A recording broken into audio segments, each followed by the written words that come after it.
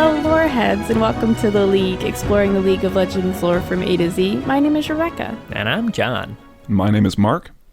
And today we're talking about the Voidwalker Kassadin, who was released August 7th, 2009. Another old boy today. Yeah, we're like going through all of the dusty drawers of these old-ass K champions. Right. Riot even hasn't opened these drawers in a long time.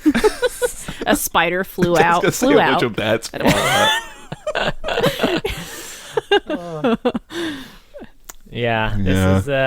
is someone who hasn't gotten a lot of love over the years. And I gotta say, so he has a bio and a short story, which I guess is what you'd expect. I'm fucking surprised they even had a short story on there for him. I felt like they didn't want to. But after hearing what you said in the Kaisa episode, that originally Kaisa was his daughter and she was thrown into the void, that was so much better than this, than what we got, wasn't it? Yeah, I mean, don't worry. He's got old lore. He's got 4 entries in the Journal of Justice. Oh, damn. Yeah, but to be fair, he's doing a lot of the same shit a lot of the time in those. Just being Kassadin. I think the expectation or the assumption is that she is still his daughter, but there's no real connection there, so it doesn't really matter, I guess I would say. Yeah, I mean, it's kind of like his connect. Like, he's from Shurima too, but he also doesn't have any real connections to Shurima either. Like, other than his name, like his connections to like his home area are very tentative. He's just kind of underground or in the void. Yeah, I mean, I think even his character design doesn't even really. It's not pre-void. Yeah. That's exactly what I was gonna say. Is that like the big issue with Kassadin is that this is all new lore that's been like grafted onto a very old champion design. Like, he's got like a dozen lines, if that. He might even have less in terms of like quotes. So he has. All right, I wrote this down because it will be important later. Oh, okay. Okay, so he has 11 quotes, 2 of which are his champion select quotes. So he's got 9 non-champion select quotes. Gosh. But yeah, it like the character that's described here to me does not read at all in Kassadin as he's designed now. No, absolutely not. No. Yeah. Do we want to go through the bio then, I guess, and start talking about it more? Almost. John wants to give an impression. We need to know what Kassadin sounds like. Oh, okay. I'll lead us off on this one. Okay. The balance of power must be preserved. Oh, damn. Nice. The whole... God, should I do the cupping thing? That game made That for a sounded good like cavernous something noise. What you got? I don't know. I see your quotes for me. I like how you write 2 down just in case. You very rarely use them. But I wouldn't have remembered. Although now that I read them, I'm like, oh yeah, I've heard Kassadin say these things 8 million times because he only has 9 quotes in the game. Yep. You are null and void. Ooh, that's all I got. Oh yeah, sure. Balance above all else. His 2 ones about balance? That doesn't even fit with hit. Oh my god, Kassadin's a real mess, huh? Wow. They really. You just wait until we hear what his other quotes are about. Oh shit! I kind of forgot what his other quotes were. Well, I guess there's like the one. We'll get into it, I guess. I don't know. So who wants to take us through the bio by Ariel Lawrence? Oh, nice. I didn't find the credit, but I guess Wiki probably has it. I can do it. Yeah, go for it, Mark. He took mega notes apparently this giga time. Notes on this one. You came in ready and prepared. Ready and prepared. I totally remember Kassadin's story. No, it's so Kassadin says he started out, I guess, as someone who you would hire on to walk around caravans so that the Xerxai will come and eat them instead of the caravans. It's very confusing. Yeah, it's a neat idea, but it's just like one sentence that kind of describes this kind of a little bit. So if you don't know anything about this, it's like, what the fuck are they talking about? Yeah. But he's good enough that he eventually kind of just becomes a guide, and that's what he is doing for a little while, is that he is helping explore like expeditions and a lot of like people from outside of Shurima and helping them find tombs and artifacts and shit, right? And he's out on one expedition one day, and his home village is destroyed, swallowed up by the void, and his wife and his daughter are also assumedly dead and killed, and so he's kind of lost in a depression until he starts hearing about this prophet, Malzahar, right, who is this harbinger of the void. And so Kassadin kind of is renewed with the purpose of fuck that guy. So he calls in all of his favors, he cashes in all of his markers, and he gets decked out with a bunch of artifacts and relics and just as much shit as he can get. And like the kind of crowning jewel of it is this, they call it a nether blade. It's the thing that he's got in game, right? His energy sword, right? The nether blade of Harak, which has, and I don't know if that name's come up anywhere else. I looked around. Yeah, I took some notes on the names they mentioned because they'll come up again in the short story too. So yeah, but he gets decked out and he heads towards Acathia, and he's gonna go get his vengeance, even if it kills him.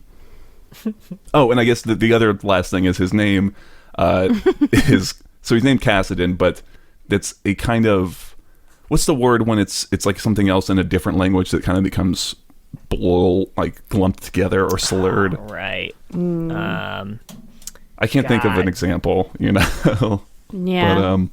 But so it's it comes from the Shriman phrase Kassadin, which means "whom does the desert know," which it seems to be like what they say to him a lot, and so it kind of condenses down to Kassadin. I don't know. So that was a big question I had, because I also read it as that was something that people would, when they were looking for a guide, that was a question they would ask, and he was always the best at it. So whenever they asked that, they referred to him. We don't get his real name. I was going to say, I don't think that's his real name. I don't know what the fuck his real name is. Yeah, it's weird that, like, I don't know. It doesn't make a lot of sense that he would kind of take on that name instead of his actual name, I guess. It's the opposite of a real name alert. We're finding out for the first time. We don't know what the hell his name is. Yeah. Yeah. It's like, yeah. I don't know. I think I want to say, like, the thing with Kassadin, I feel like, is that there's not even, like, full-on potential. There's, like, the little single-cell amoeba of what could be a good, like, champion idea that could evolve into something, like, significant. Yeah. The potential lies in whether or not they ever want to confirm about Kaisa and if they ever want to play around there. Because his whole story is just one massive trope of a man loses his wife and child and then goes on a murderous rampage. Which tropes are fine, but that's a really tired one, and they didn't really do anything different with it. So, I don't know. I think, like, what was originally done of him working with Malzahar and then Malzahar throwing his daughter into a dark pit of hell, like, that's way more interesting.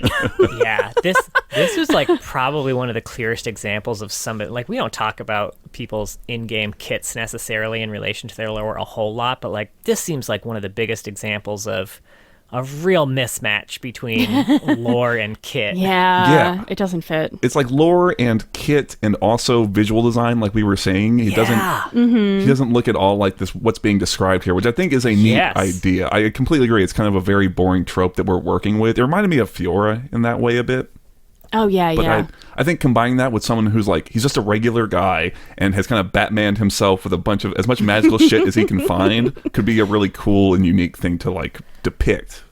But that's true. It's just a guy in a weird squid suit. I don't know.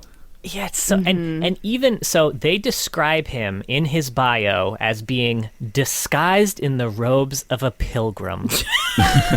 And like, what the fuck are pilgrims looking like? Right? And obviously his current outfit is probably post-void, so let's look at pre-void Kassadin. Does that look like a fucking pilgrim outfit to you? He has massive-ass spikes coming out of his pelvis, massive spikes on each shoulder. Who the fuck dresses like that? Oh, man. Shuriman pilgrims. Yeah, right. Yeah. I guess we could try and look at that skin as pointing us to the fact that, oh, maybe he's supposed to be have spent so much time in and out of the void that's why he doesn't line up, but that sounds like bullshit. I'm just saying. Yeah, honestly, to me this feels like his bio feels like a prequel that happened 20 years before in-game Kassadin, but we don't know what happened between then.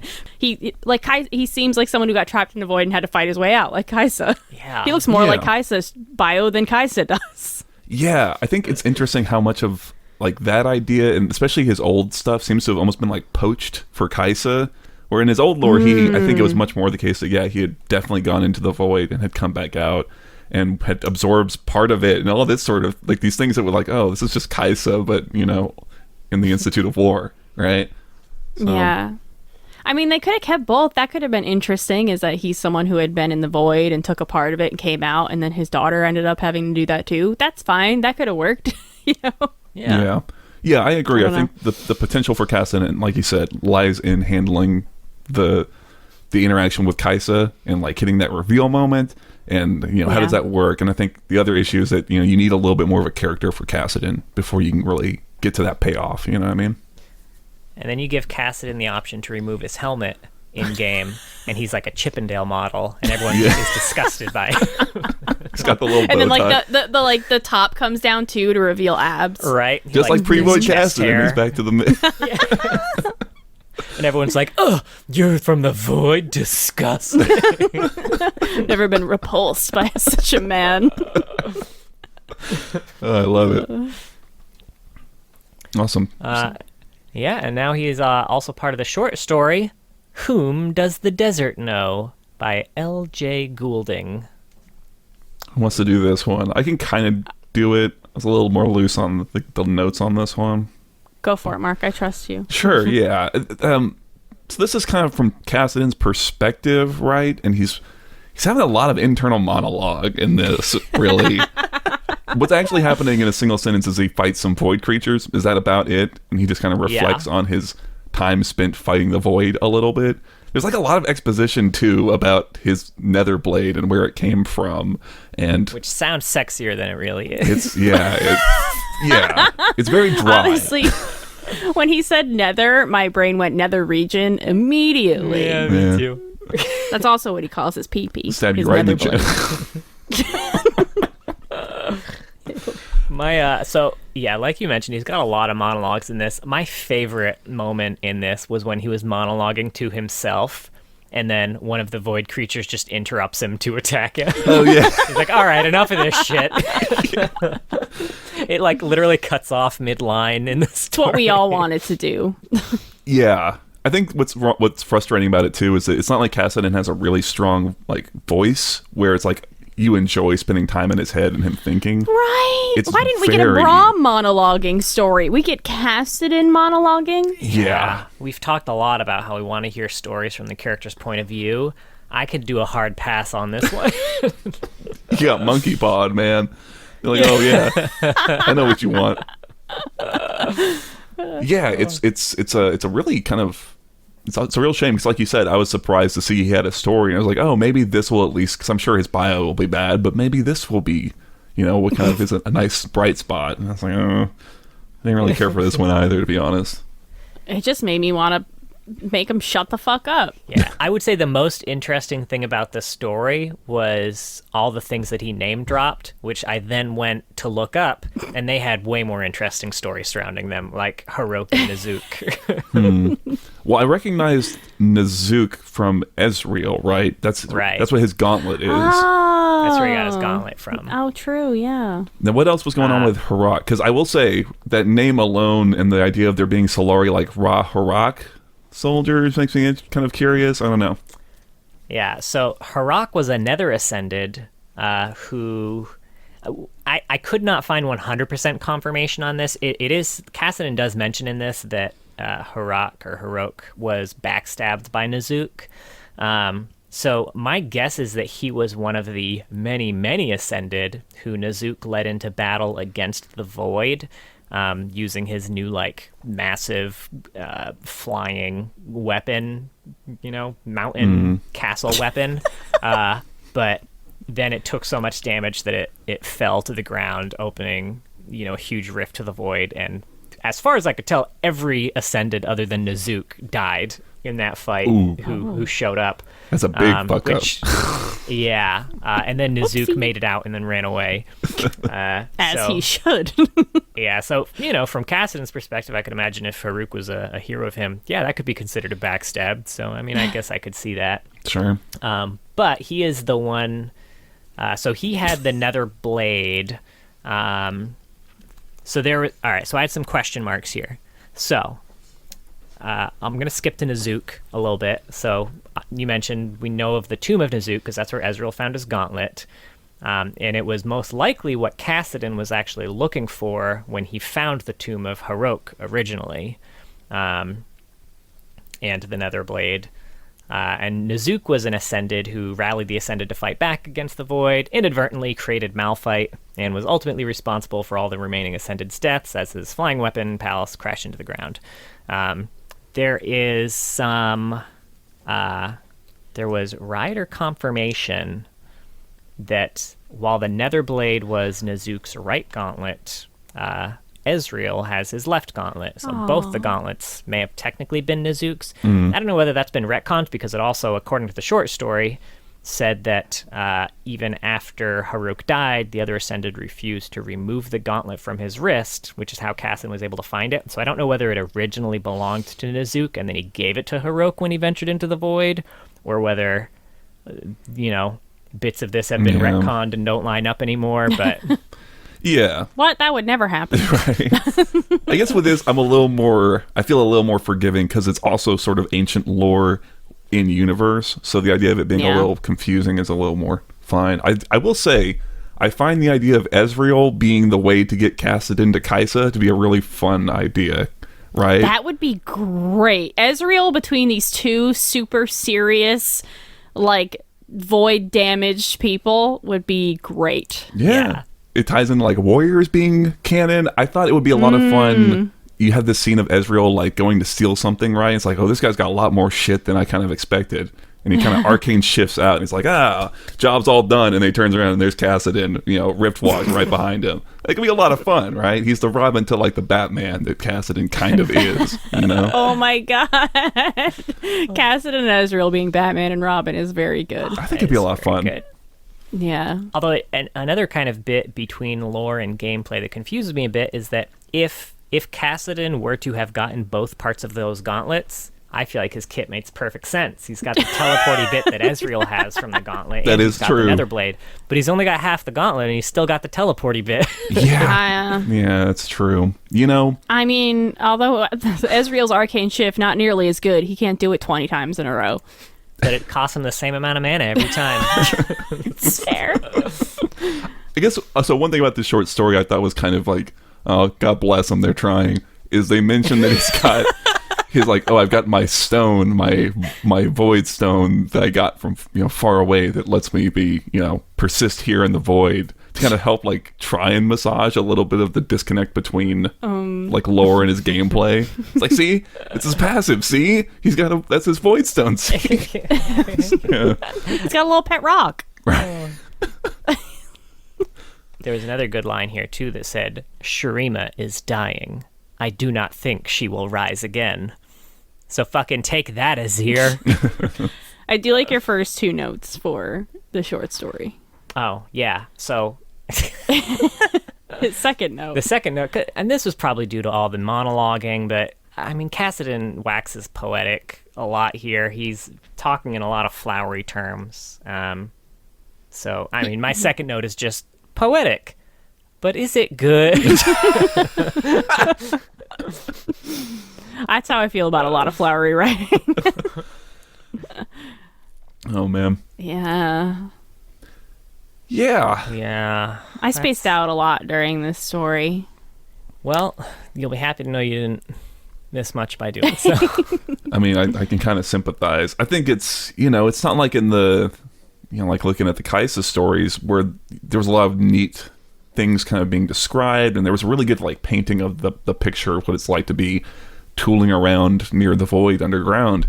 And with this, it's it could be anywhere, it could be anything happening, because we're all just, it's just Kassadin just talking about this was the blade that was worn by Harok before he was betrayed by the betrayers, and it's I don't know, man. Nail my ass to the seat a little more, right? That's kind of what I feel about it,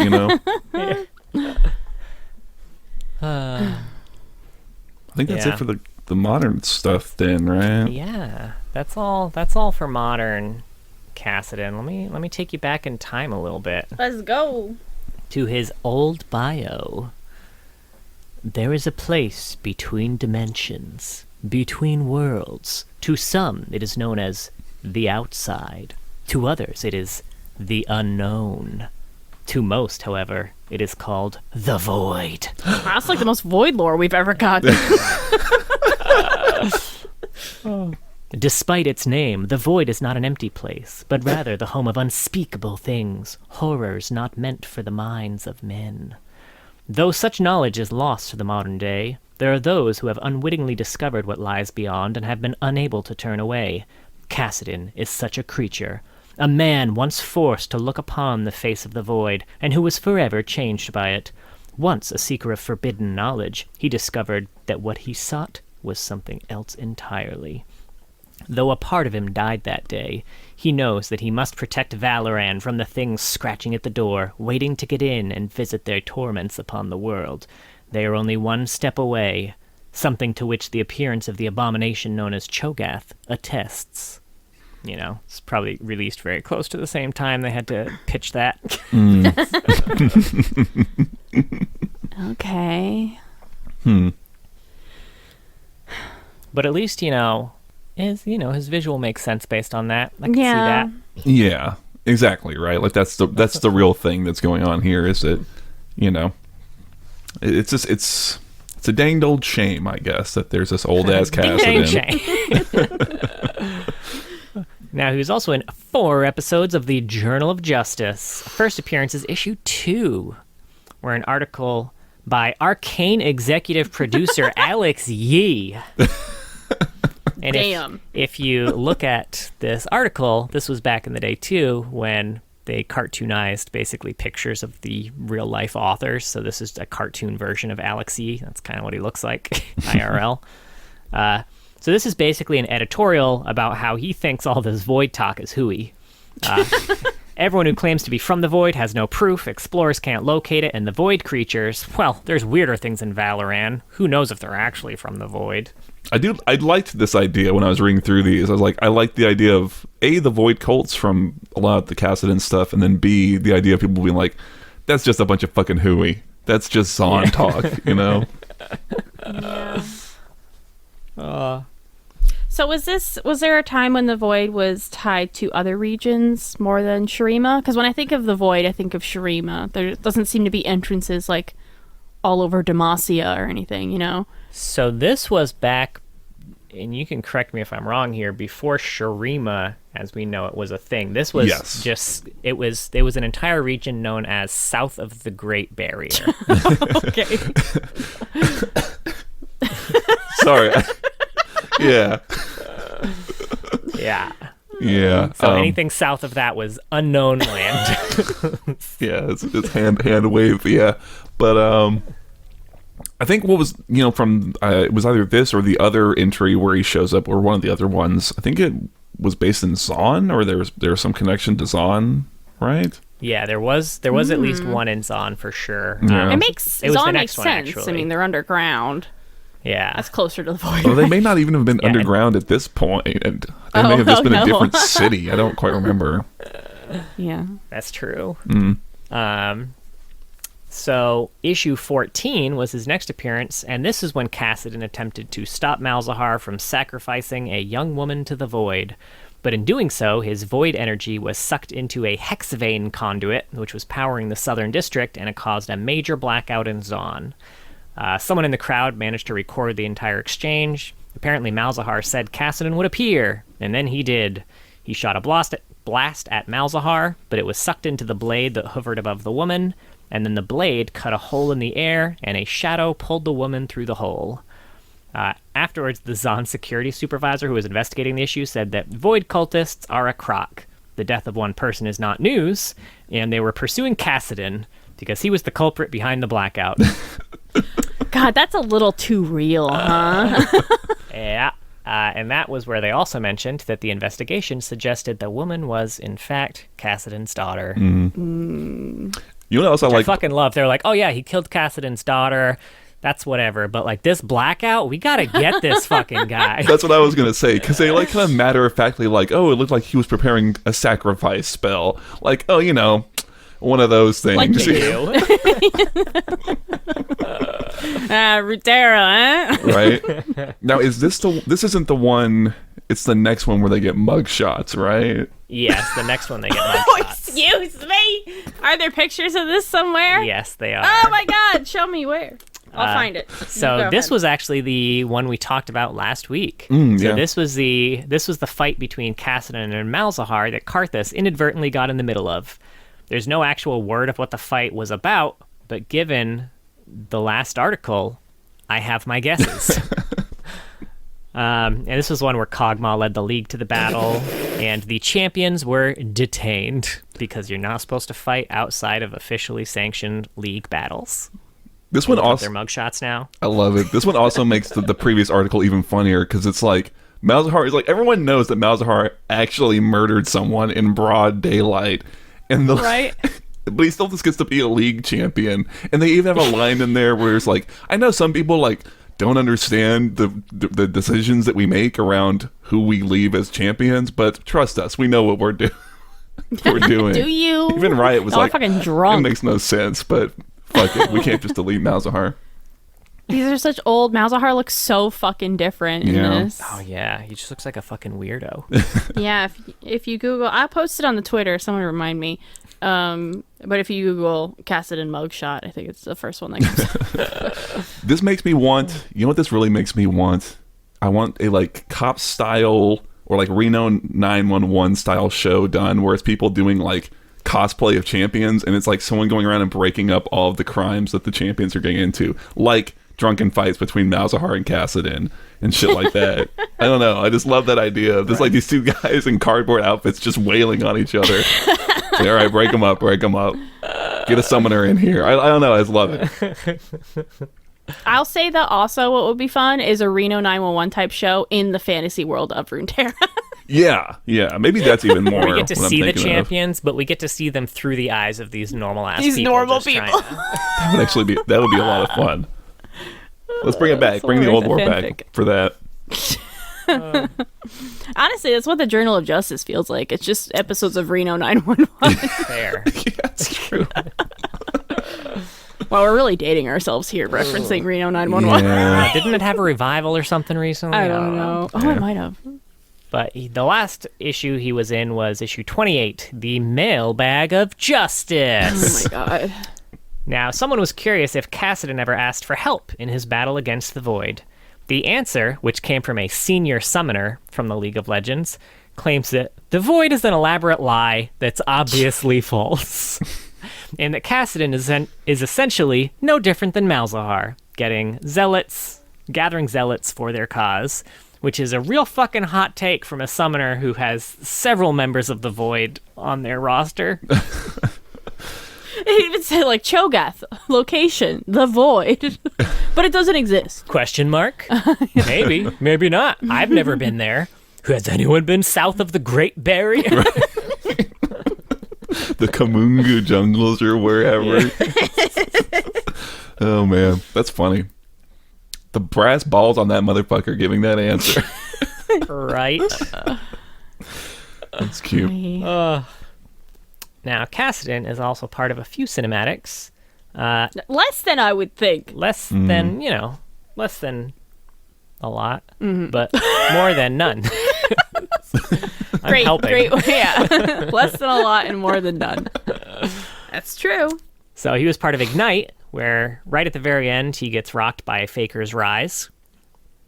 And he was in Takeover, played by Xpeke as Kassadin, who rocks some noob and then gets got as the noob levels up.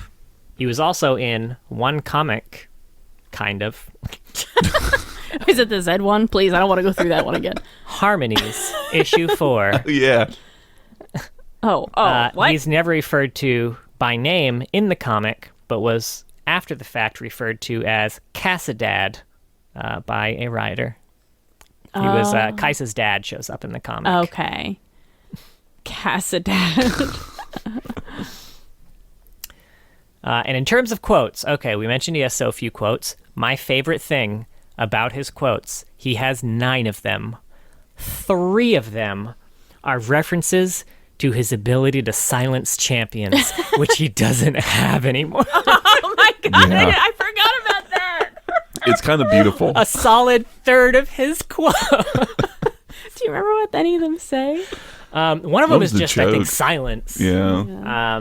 One of them is like, your magic is useless on me. Oh, that's so funny. And then another one is just like, you know, I thought it was just be quiet or some shit like that. Is it? I thought his joke was like, "Oh, I tried to silence my mother-in-law once. That didn't go well." So we actually have a silence. That is his joke. That's pretty good, actually. Mother-in-laws, eh? My God, remember when Kassadin could silence people? That shit was fucking busted. Yeah. And when his R didn't cost more mana the more you used it, you could just spam the shit out of it. Bring it back, Riot. Fuck it. No! So we could deal with all these other new fucks you brought into the game. There's a reason that Kassadin was banned from most versions of Earth. Mm. Oh, yeah. He was one of the few champions that you didn't have to waste a ban on because he was not allowed. He was not invited to the Earth party. Now, despite the amount of skins that Kassadin has, he's actually part of very few AUs because a lot of his skins were, as we mentioned, pretty old. They really don't have any old. associated AUs. I've never seen Count Kassadin before. That looks way more like a Malzahar skin, doesn't it? Like, that looks like it should be Malzahar. He's got like that kind of mouth covering that Malzahar might have, but the sword's very cool. He's got his abs out. He's got all the pieces in the right place. I think Kind of liking it. you know what that kind of highlights for me too about him is like this weird emphasis on his blade when I feel like that's something that no one fucking knows about. Like, oh yeah, he's got a W thing. It took me a very long time to realize that Kassadin had a sword. Right. To be honest. Yeah. Maybe do something to do with his like hopping around like a motherfucker instead. Yeah. Right. How does he get that? Riot. It was... Take it away. Part of it was very much, I think, like... I mean, we have a lot of vaguely StarCraft-inspired skins and champs, but I think Kassadin was very, very much a Protoss-inspired champion. Yeah, that's a really good point, actually. Festival Kassadin is so fucking funny. Just the splash. Or like its Yeah. existence as a skin that people paid money for. All of it. I do like, though, a lot of people are complaining that, like, guys all have their abs out now or whatever. But, like, Kassadin has always had his abs fucking out, aside from his regular art. Like, even Festival Kassadin, like, he's like, here are my titties. Yeah, and they're Look at blue. I have blue skin. You know for why? some reason. It's because he does it like it ain't no thing. Not here, though. He acts like he's been there Like, before. Look at him here, hun. He's got, like, those look like hot, like dinner rolls. Those aren't blue. Those are just the regular abs. Maybe the festival one is just because it's cold there. Oh, maybe. This is Deep One Kassadin? Yeah. So Wow, what a name. Sorry. We'll go through them. I like never really looked at his skins before because I don't play him. We'll start with Event Horizon. In the vast darkness of space are born terrible, beautiful things, cosmic creatures of sublime love, and the unknowable monstrosities of the Dark Star. These are the children of silent gods, and they are finally coming home. This one is Cosmic Reaver Kassadin. And this will be a great one for the Loreheads bingo. Born before the kindling of the stars. Yes. Kassadin stands alone in space's vast void. He watches over all things, a sentinel awaiting the end of this universe and the beginning of the next. And he's technically part of the short story here, Ambition's End, though it doesn't feature him at all. It's basically the Cosmic Court assembling to fight back the Dark Star, and they fail at it real bad. Cool. But technically that's the player's fault, because they voted for them to fail. Okay, very good. And we've got Winter Sports, winter-oriented setting where all the champions wear winter sports gear and play winter sports games. Okay, well, what the hell is Festival Kassadin playing? He's playing festivities. He's playing one of these 8 horns that are on his outfit. So the lore for this, reigning from his frozen throne on a lonely mountain, Kassadin prepares in secret for a special festival hidden deep in the icy wastes. Whether it's a winter sports festival, none can say, except for the attendees, who think he's being ridiculous. I also want to say there are 2 horns coming from his crotchal region. That's where they come from in all his skins. Oh, really? Yeah. Classic. When they try to Shuriman say outfit. he like is dressed like a there's one fucking here. that's like his belly button. that's supposed to be him as a pilgrim. Yeah. Not pilgrim. What's the word pilgrim. I'm looking for? That was the word Is they it pilgrim? used. Yeah, Okay. Peasant. God, I Is that the other immediately one? thought of the fucking buckle hats. The deep one Kassadin, though, those are really coming from his crotch. Oh yeah. Hardcore. Speaking of Deep One Kassadin, What a name, huh? this is from Forgotten Depths, where each skin represents a legend of the deep, similar to the Tall Tales of the Deep Sea. This one's Deep One Kassadin. And the story associated with this: Kassadin vanished at sea over 50 years ago. Whatever you saw down there, if you did see anything, it can't have been the same man I watched fall into the drink. And if it was, God's help us. So he's Nautilus Pike Kassadin. I love it. Yeah. Man, I wonder why I never see these skins in game. They're all so I was good. gonna say these splashes are such quality. The skins themselves have to be awesome. Next one up is Harrowing, which are their Halloween themed skins. Yay! This one's Count Kassadin, a grim, lonely man who lives on a grim, lonely street. Kassadin is the one whom all kids avoid on All Hallows Eve. For in his... Avoid? Oh, Sorry. I see what you did there. It took me a second. Yeah. I thought you were saying Why? it It was so incredulously. good. Like, why would you avoid Right. this guy? Check those fucking nips, Right, man. look at these abs, man. His eyeball sword. He's the whom all kids avoid on All Hallows Eve, for in his presence there are no treats nor sweets to be found.